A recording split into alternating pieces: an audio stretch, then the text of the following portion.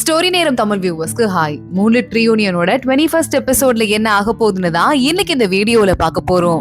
ஊஷாவை பத்தி எல்லா தகவலையும் ஜியாக்கு ஒரு பையன் போட்டு விட்டான்ல ஹோட்டல்ல இருந்துட்டு, அந்த பையனை ஊஷாவோட அந்த அசிஸ்டன்ட் பொண்ணு அந்த ஹோட்டலோட ஓனர் அங்க இருந்து அனுப்புறா. இதுக்கு மேல எங்களுக்கு வேற ஒரு வேலையும் கிடையாது, ஒன்னும் கிடையாது, கிளம்பி போ அப்படின்னு துரத்தி விட்டுறா. இங்க இன்னொரு பக்கம் பார்த்தா நம்ம சூயு ஆபீஸ்ல உட்காந்து வேலையை பார்க்க ஆரம்பிக்கிறான். திடீர்னு அப்பப்ப சிரிக்கிறான் அப்படின்னு சொல்லிட்டு அங்க ஆபீஸ்ல மத்த எல்லாரும் தனியா கூடி பேசிக்கிறாங்க. சூயுக்கு என்னாச்சு, திடீர்னு நம்ம கமிஷனர் சிரிக்கிறாரு, திடீர்னு ரொம்ப சீரியஸா வேலை பாக்குறாரு. இப்பதான் கேள்விப்பட்டேன் இந்த ஊஷா பொண்ணு சூயு ஜியாங்னு ரெண்டு பேரையுமே அவங்க வீட்டை விட்டு அனுப்பி விட்டுட்டாலாம். ரெண்டு பேரையும் பிடிக்கல போல. அந்த அதிர்ச்சியில நம்ம பாஸ் ஏதோ லேசா பைத்தியம் ஆயிட்டாரு போல, அதான் சோகமா இருக்கிறதுக்கு பதிலா அப்படி சிரிச்சிட்டு இருக்காரு போல. அவங்க பேசிட்டு இருக்க சோகமா இருக்காவா யாரு அப்படின்னு நம்ம சூயு பின்னாடி வந்து நிக்கிறான். அது வந்து வேற ஒரு ஆளு. அந்த கஷ்டமான கேஸ கொடுத்துட்டோம் அப்படிங்கறதால அந்த பையன் சோகமாயிட்டான். அதை பத்தி பேசிட்டு இருந்தோம். வேற ஒண்ணும் இல்ல, நம்ம எல்லாரும் சேர்ந்து சமாளிக்கிறாங்க. ஓ அப்படியா அப்படின்னு சூயு எதை பத்தியும் புரியாம க்ளூலெஸ்ஸா தலையாடிட்டு இருக்கான். இங்க இன்னொரு பக்கம் நம்ம ஊஷா உள்ள வரா. அந்த இன்ஸ்பெக்டர் பையன் இருப்பான்ல, அவன் ரெடியா உட்காந்துட்டு இருக்கான். என்னமா பிரேக்கப் ஆமே அப்படின்னு கேட்க ஊஷா சிரிச்சுட்டே பாத்துட்டு இருக்கா. அப்போ அந்த இன்ஸ்பெக்டர் பையன் சொங் அப்படின்னு சொல்லிட்டு ஒரு புது பையனை கூட்டு வந்திருக்கான். உனக்கு பாரு, இந்த தடவையும் ரெண்டு பசங்களையும் பிடிக்காம போயிடுச்சுன்னு தெரிஞ்சதால உனக்கு பிடிச்ச மாதிரி ஒரு பையனை செலக்ட் பண்ணுன்ட்டு நான் என் ஃப்ரெண்ட் ஒருத்தனை கூட்டு வந்திருக்கேன். இவன் பேரு சொங், இவனும் பெரிய குடும்பத்து பையன் தான். நீங்க ரெண்டு பேரும் பேசி பாருங்க, பிடிச்சா வேணா அம்மா அப்பா கிட்ட பேசுங்க அப்படின்னு சொல்லிட்டு இன்ஸ்பெக்டர் சொல்றான். எதுவும் சொல்லாம அமைதியா ஊஷா உட்காந்துட்டு இருக்கா. லைட்டா வேற மறைச்சு இன்ஸ்பெக்டரை பாத்துட்டு இருக்கா. அப்போ இந்த சொங் வந்து, எனக்கு ரொம்ப வருஷமா உங்களை பிடிச்சிருக்குங்க, நீங்க ரொம்ப தைரியமான ஆளா இருக்கீங்க, அதனால அவங்களை ரொம்ப அட்மையர் பண்ணிருக்கேன் இளவரசி அப்படின்னு அவன் பேச ஆரம்பிக்க, என்கிட்ட பிடிக்கிறதுக்கு என்ன இருக்கு அப்படின்னு ஊஷா கேட்டுட்டு இருக்கா. தைரியம் தான் அப்படின்னு அவன் ஆரம்பிக்கும் போதே இந்த விஷயத்தை கேள்விப்பட்டு சூயு அங்க வந்துடுறான். என்ன இன்ஸ்பெக்டர், ஏதோ வேற வேலையெல்லாம் பாக்குற மாதிரி இருக்குன்னு சொல்ல, ரெண்டு ஃப்ரெண்ட்ஸ் இருக்காங்க, அவங்களை இன்ட்ரோடியூஸ் பண்ணி வைக்கிறேன், இதுல என்ன இருக்கு அப்படின்னு இன்ஸ்பெக்டர் சமாளிக்கிறாரு. உன்னை சொங்கா ரொம்ப நல்ல ஜோடிதான் போல அப்படின்னு சூயு வேணும்னே பேச ஆரம்பிக்கிறான். அந்த சொங்கு பையனும் எந்திரிச்சு ரொம்ப தேங்க்ஸ் அப்படின்னு வழிய ஆரம்பிக்கிறான். அடுத்து நேரா சூயு ஊஷாவை பார்த்து, ரெண்டு பேரையும் பார்க்க நல்ல ஜோடி மாதிரிதான் இருக்கு, சொங்க இருக்காரு, எந்த டிபார்ட்மெண்ட்ல இருந்து வராரு அப்படின்னு கேட்டுட்டு அந்த பையனும் சொல்ல ஆரம்பிக்க, ஓ அந்த டிபார்ட்மெண்டா, இங்க பக்கத்துல வெள்ளம் வந்துருச்சு அப்படின்னு நிவாரணம் பண்ணி கொடுக்கறதுக்காக ஒரு 3 மாசத்துக்கு முன்னாடி உங்க ஆளுங்க எல்லாம் அங்க போனாங்க, அந்த வேலை முடிஞ்சிருச்சா இல்ல எந்த நிலைமையில இருக்கு அப்படின்னு வேணும்னே இவனுக்கு கொஞ்சம் கஷ்டமான கேள்வி எல்லாம் கேட்க ஆரம்பிக்க, அது என்னோட டிபார்ட்மெண்ட்க்கு டைரக்டா வராது, சோ அதை பத்தி எனக்கு தெரியாது அப்படின்னு அவன் சொல்றான்.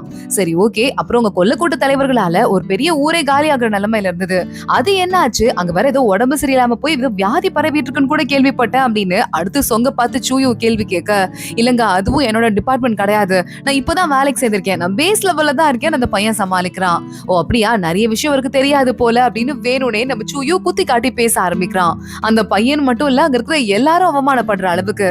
அடுத்தடுத்து திடீர்னு நிறைய கேஸ் இன்ஸ்பெக்டருக்கு வர ஆரம்பிக்குது. சூயு பாக்குறான், இல்ல ரொம்ப வெட்டியா இருந்துட்டு 2-3 ஃப்ரெண்ட்ஸ் எல்லாம் கோத்து விட்டுருக்கீங்கன்னு கேள்விப்பட்டேன், அதான் கேஸே இல்ல போலன்னு என் டிபார்ட்மெண்ட் வந்து கொஞ்சம் கேஸ உங்களுக்கு திருப்பி விட்டுருக்கேன் அப்படின்னு சொல்ல, உன்னை என்ன பண்றதுன்னே புரியல இன்ஸ்பெக்டருக்கு, நம்ம என்ன தப்பு பண்ணோம் அப்படின்னு யோசிக்க ஆரம்பிக்கிறான்.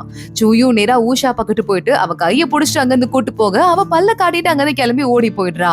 சூயு கிட்ட ஊஷா போயிட்டு, எனக்கு தெரியாது, நான் இங்க வரும்போதே இந்த இன்ஸ்பெக்டர் இந்த வேலையை பண்ணி வச்சுட்டான்னு சொல்ல, அதெல்லாம் எனக்கு நல்லாவே தெரியும் அப்படின்னு சூயு சொல்றான். சரி ஓகே அப்படின்னு அங்க இருந்து ரெண்டு பேரும் கிளம்புறாங்க. இன்ஸ்பெக்டர் பாக்குறான், இந்த ரெண்டு பேரும் பிரிஞ்சுட்டாங்கன்னு கேள்விப்பட்டோம், எல்லாம் ரூமர் போல, நம்ம தப்பா புரிஞ்சுக்கிட்டோம், சரி ஓகே இவனையாவது விடு, ஏதோ அந்த பொண்ணு கூட டேட் வந்தான்னு முறைக்கிறான். ஆனா சூயு வந்ததுல இருந்தே என்ன முறைச்சு பாத்துட்டு இருக்கான், அப்படி என்ன ஒரு தப்ப நான் பண்ணிட்டேன்னு எனக்கு தெரியலையே அப்படின்னு இன்ஸ்பெக்டர் பாக்குறான்.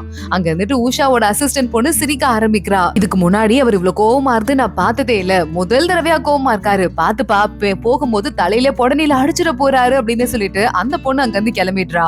இன்ஸ்பெக்டர் பயந்து போய் உட்கார்ந்துட்டு இருக்கான்.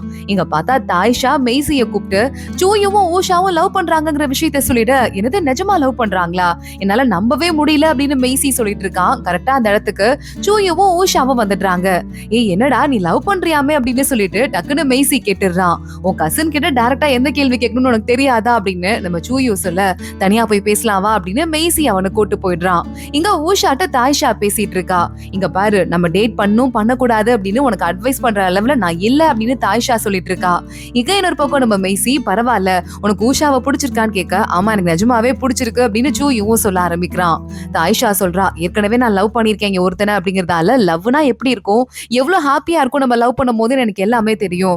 ஆனா வந்து அது என்னன்னைக்கும் நினைச்சிருக்கும் நம்ம நினைக்க கூடாதுன்னு சொல்லி உடனே ஊஷா சொல்றா, இங்க பாரு எனக்கு சூயுவோ பிடிச்சிருக்கு, அதுக்காக அவன் ஒருத்த மட்டும் என்னோட லைஃப் கிடையாது, என் லைஃப்லயும் நிறைய விஷயங்கள் இருக்கு. ஒருவேளை என்னால அவனை கல்யாணம் பண்ணிக்க முடியாம போனாலோ, நாங்க லைஃப்ல ஒன்னா இருக்க முடியாம போனாலோ அதை பத்தி நான் நினைச்சு ஃபீல் பண்ண மாட்டேன் அப்படின்னு சொல்லிட்டு இருக்கா. இங்க மேசியும் நம்ம சூயு கிட்ட, பரவாயில்ல எனக்கு ரொம்ப பிடிச்சிருக்கு, ஒருவேளை உன் அண்ணங்கிறதால ஒரு அட்வைஸ் மட்டும் பண்றேன், ஆனா போற பாதையில தெளிவா இருந்தோம் அப்படின்னா பிரச்சனை வந்தா கூட போயிடும் அப்படின்னு அட்வைஸ் பண்ணிக்கிட்டே போயிட்டு இருக்கான். இங்க தாய்ஷா கிட்ட ஊஷா சொல்லிட்டு இருக்கா, அதுவும் இல்லாம ரொம்ப நல்ல பையன், எனக்கு இதுவரைய வேற யாரையுமே இப்படி பிடிச்சது கிடையாது அப்படின்னு சொல்றா. உனக்கு என்னோட வாழ்த்துக்கள், ஆனா திடீர்னு வந்து சோகமாயிட்டேன்னு வச்சுக்க, என்கிட்ட வந்து அழுறதுக்கு வரக்கூடாதுன்னு சொல்ல, வரமாட்டேன்னு ஊஷா சிரிச்சுட்டே போறா. 4 பேரும் ஒன்னா டேட் போறாங்க. அப்போ அந்த இடத்துல பார்த்தா அந்த நெருப்பெல்லாம் வச்சு வித்த காட்டுவாங்கல்ல, அந்த மாதிரி காட்டிட்டு இருக்காங்க.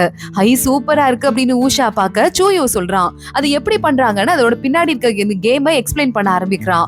கேமை பார்த்தோமா போனாமான்னு இருக்கணும், எல்லா விஷயத்தையும் தெரிஞ்சுக்கிறது நல்லதுக்கு இல்ல, அப்புறம் போர் அடிச்சிரும்னு ஊஷா சொல்லிட்டு இருக்கா. இங்க அவங்க நிக்கும் போதே திடீர்னு பனி பெய்யற மாதிரி இருக்கு. ஹை பனி இருக்கு அப்படின்னு ஊஷா பார்க்க, இந்த ஊர்ல எப்பவுமே பனி பெய்யாது, ஏன் இப்ப பனியா கொட்ட ஆரம்பிக்குது அப்படின்னு நம்ம சூயோ யோசிக்க ஆரம்பிக்கிறான். அவன் முகம் ரொம்ப சீரியஸா இருக்கு.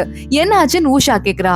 சின்ன வயசுல எல்லா தடவையுமே எப்பெல்லாம் பனி கொட்டுதோ அப்பெல்லாம் எங்க அம்மா 3 முட்டைய வேக வச்சிருவாங்க, எங்க 3 பேத்துக்கும் ஆளுக்கு ஒண்ணு அப்படி வந்துட்டு அந்த ஞாபகம் வந்துருச்சு, எனக்கு ஒரு மாதிரி ஆயிடுச்சு, எத்தனையோ வருஷத்துக்கு முன்னாடி நடந்தது, இப்ப நடந்த மாதிரி இருக்கு பாரு அப்படின்னு சொல்லிட்டு பிளாஷ்பேக்க காட்டுறாங்க. குட்டி சூயு கூட்ட அவங்க அம்மா உனக்கு எந்த மூட்டை வேணும் அப்படின்னு கேட்க, சின்னதை எடுத்துட்டு பெருசை போய் நான் அப்பாக்கு கொடுத்துட்டு வரேன் அப்படின்னு சூயு ஓட ஆரம்பிக்கிறான். பனி பெஞ்சாலே இந்த 3 பேரும் அப்படி ஹாப்பியா ஒன்னா சேர்ந்து சாப்பிட்டுட்டு இருப்பாங்களாம். ஊஷா பாக்குறா, கைய புடிச்சுக்கிறா, ஒன்னும் கவலைப்படாதன்னு சொல்லிட்டு இருக்கா. அங்க பார்த்தா பின்னாடி ஷூ இருக்கானே, அவன் வந்து எட்டி பார்த்துட்டு இருக்கான். ஏதோ ஒரு வேலை இருக்கு போல அப்படின்னு சொல்லிட்டு நான் திங்ஸ் எல்லாம் வாங்க வேண்டியிருக்கு, வாங்கிட்டு வரேன்னு ஊஷா மட்டும் அங்க இருந்து கிளம்பி போயிடுறா. அதுக்குள்ள இந்த ஷூ இருக்கான்ல, கையில ஒரு மேஜிக் ஒன்ன போட அங்க இருந்து நெருப்பு பரவி சில இடங்கள் அப்படியே பத்திக்க ஆரம்பிக்குது. அதுக்குள்ள ஊஷா ஷூவை பார்த்து என்னடா ஆச்சுன்னு கேட்க, ஒரு முக்கியமான விஷயம் அப்படின்னு சொல்லிட்டு டக்குன்னு அவளை மயக்கம் போட வச்சுட்டு அங்க இருந்து ஷூ அவளை தூக்கிட்டு போயிடுறான். இங்க மேசி வந்துட்டு இருக்கான், ஏன்டா ஒரு மாதிரி நர்வஸாவே இருக்கு அப்படின்னு பாத்துட்டு இருக்க, அங்க அந்த நெருப்பெல்லாம் வேற பறக்க ஆரம்பிக்குதுல, அதெல்லாம் ஒரு மாதிரி பயமா இருக்கு. பாத்துட்டு சூயு நர்வஸ் ஆக ஆரம்பிக்கிறான். இங்க தாய்ஷா ஊஷாவை தேடிட்டு வர, அவளை காணமே அப்படின்னு சொல்லிட்டு அவளும் பதற ஆரம்பிக்கிறா. சூயு பாத்துட்டு இருக்கான், சின்ன வயசுல 18 வருஷத்துக்கு முன்னாடி ஒரு ஆக்சிடென்ட் ஆச்சு இல்ல, அப்போ இதே மாதிரி பனி பெய்யற அன்னைக்குதான் பயங்கரமா நெருப்பு மழை கொட்ட ஆரம்பிச்சிருக்கு, அந்த மாதிரியே திடீர்னு நெருப்பு பத்துதே அப்படின்னு அவன் யோசிச்சுட்டு இருக்கான். இங்க ஊஷா டீமன் உலகத்துல எந்திரிக்கிறா. ஷூ ஆப்போசிட்ல நின்னுட்டு இருக்கான். டேய் எதுக்கடா என்ன கடத்தி கூட்டு வந்த அப்படின்னு கேட்க, இல்ல உனக்கு வந்து லவ் பண்ண ஆரம்பிச்சிட்டேன்னு நினைக்கிறேன், நீ சூயுவை லவ் பண்றியா அப்படின்னு கேட்டுட்டு ஷாக்கா பாத்துட்டு இருக்கான். ஊஷா ஒன்னே, நான் பாதி மனுஷி தானடா, எனக்கு அம்மா அப்பாலாம் கூட இருக்காங்க, ஏன் நான் லவ் பண்ண கூடாதாடா, ஒன்னும் பெரிய தப்பு இல்ல, அதுவும் இல்லாம எனக்கு அவனை பிடிச்சிருக்கு, நல்ல பையன்டா அப்படின்னு ஊஷா சொல்ல ஆரம்பிக்க, ஏன் என் கூட இருந்தா உனக்கு நிம்மதியா இல்லையா, அவ்வளவு நல்ல பையனா அவன் அப்படின்னு சொல்லிட்டு ஷூ கேட்க ஆரம்பிக்கிறான். நீ என் ஃப்ரெண்டு, உன் கூட இருந்தா எனக்கு நிம்மதியா தான் இருக்கும், அதுவும் இல்லாம நம்ம எத்தனை வருஷம் வாழ போறோம்னு தெரியாது, ஏன் மனுஷ வாழ்க்கைய நான் வாழணும்லடா அப்படின்னு அவங்க பேசிட்டு இருக்க, இங்க சூயு நர்வஸ் ஆகிக்கிட்டே இருக்கான். கையில இருந்து ஒரு சின்ன பவர் எடுத்து அந்த நெருப்பெல்லாம் அழிச்சிடுறான். மெய்சி ஷூயூட்ட வந்துட்டு என்னடா ஆச்சு, திடீர்னு நெருப்பு வந்தது, எல்லாமே சரியாயிடுச்சு அப்படின்னு சொல்லிட்டு அம்மா தாய்ஷா ஊஷாவையும் காணா, வா தேடி போலாம் அப்படின்னு அங்க இருந்து கிளம்புறான். இங்க ஊஷா, சரிடா எனக்கு வந்து சூயு தேடுவான், நான் கிளம்புறேன் அப்படின்னு சொல்லிட்டு வந்து அவன் கூட தான் எனக்கு ரொம்ப ஹாப்பியா நிம்மதியா இருக்கு, ஏன்னா நான் இங்க இருந்தா பாதி மனுஷின்னு என்ன சொல்றாங்க, பூமிக்கு போனா நான் பாதி அரக்கையா இருக்கேன், ஆனா சூயு கிட்ட மட்டும் நான் உண்மையா இருக்க முடியுதுன்னு சொல்ல, என்கிட்ட உன்னால உண்மையா இருக்க முடியலையா, நானும் உன்ன 18 வருஷமா லவ் பண்ணிட்டு இருக்கேன், நான் எங்க இருந்து வந்தேனே எனக்கு தெரியாது, 18 வருஷத்துக்கு முன்னாடி நடந்ததுலாம் எனக்கு எல்லாமே மறந்துருச்சு, ஆனா நீ மட்டும் எனக்கு போதுன்னு சொல்லிட்டு தானே எதையும் தேடாம இருக்கேன்னு சொல்ல ஊஷா ஷாக் ஆயிடுறா. டேய் நீ என்ன லவ் பண்ணியா, அது எனக்கு தெரியாது, அதுவும் இல்லாம நீ என்னோட எப்பவுமே ஃப்ரெண்டு தான் அப்படின்னு சொல்ல, ஃப்ரெண்டா அப்படின்னு கேட்டுட்டு இங்க எந்த போ அப்படின்னு அவன் கத்த ஆரம்பிக்கிறான். ஊஷா அங்க இருந்து ஷாக் ஆயிட்டு வெளியே வரா. தாய்ஷா அங்க வந்துடுறா. ஊஷா சொல்றா, அந்த பெரியவர் ஜெயில போட்டதுக்கு அப்புறமா அந்த இடத்துக்கு தலைவனை போடல, அந்த இடத்துக்கு இவனை போட்டு அங்க அனுப்பிடு அப்படின்னு சொல்லிட்டு சோகமா அங்க இருந்து கிளம்புறா. இங்க மெய்சியும் நம்ம சூயும் 2 பேரும் மாறி மாறி தேட ஆரம்பிக்கிறாங்க. ஆப்போசிட்ல ஊஷா வந்துடுறா, தாய்ஷாவும் வந்துடுறா. ஊஷாவை பார்த்துட்டு வேகமா சூயு போய் கட்டி பிடிச்சுக்கிறான். உனக்கு என்னவோ ஆயிடுச்சுன்னு நினைச்சேன், அன்னைக்கும் இதே மாதிரி நெருப்பு வந்தது, இன்னைக்கும் அதே மாதிரி நீயும் என்னை விட்டு போயிடுவேன்னு நினைச்சேன்னு அவ கட்டி பிடிச்சிட்டு இருக்க. மெய்சியும் தாய்ஷாவும் பாசமா பாத்துட்டு இருக்காங்க. அப்ப ஊஷா சொல்றா, போயிருக்க கூடாது, இதை வாங்கறதுக்கு தான் போனேன் அப்படின்னு கையில ஒரு முட்டைய காட்ட ரொம்ப ரொம்ப இமோஷனல் ஆயிடுறான் சூயு, மறுபடியும் கட்டி பிடிச்சுக்கிறான். இங்க அடுத்த நாள் ஆகுது. நேரா ராஜாவோட அசிஸ்டன்ட் சூயு எங்க வேலை பாக்குறானோ அங்க வந்து 2 அசிஸ்டன்ட்களை தள்ளி விட்டு, ஒரு முக்கியமான விஷயம் நான் தேடி வந்திருக்கேன், சூயு எங்கப்பா அப்படின்னு கேட்டு கூட்டு போயிடுறாரு அரண்மனைக்கு. பார்த்தா சூயுவை கூட்டது மட்டும் இல்லாம ஊஷாவையும் கூப்பிட்டு மகாராணியும் ராஜாவும் பேசிட்டு இருக்காங்க.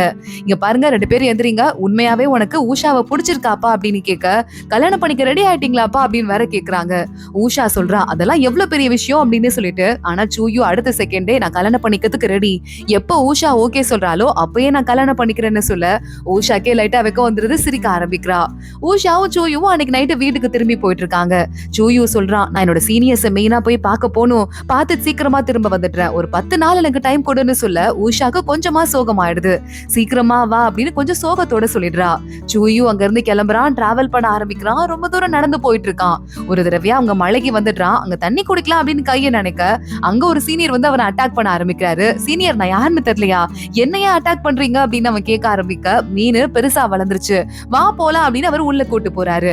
அங்க பார்த்தா அவரை விட ஒரு பெரிய சீனியர் இருந்துட்டு டேய் இந்த ஜியாங் எங்கடா நீ மட்டும் வந்திருக்க அப்படின்னு சொல்லிட்டு கத்த ஆரம்பிக்க அதை விட ஒரு மூத்த சீனியர் அங்க வந்துடுறாரு. அமைதியா இருங்க, சண்டை போடாதீங்க, உள்ள வாங்கன்னு கூப்பிட அங்க ஒரு பேலஸ் இருக்கு, கல்டிவேஷன் பேலஸ். 4 பேருமா சேர்ந்து உள்ள போறாங்க. அங்க பார்த்தா எல்லார விட பெரிய சீனியர் அங்க நிக்கிறாரு. சூயுவை பாக்குறாரு. நீ வரவே மாட்டேன்னு நினைச்ச உன் ஆடம்பர வாழ்க்கையை பார்த்துட்டு வந்துட்டியா அப்படின்னு அந்த சங்மிங் அவர் பேரு கேட்க ஆரம்பிக்கிறாரு. அதோட தான் இந்த எபிசோட் முடியுது.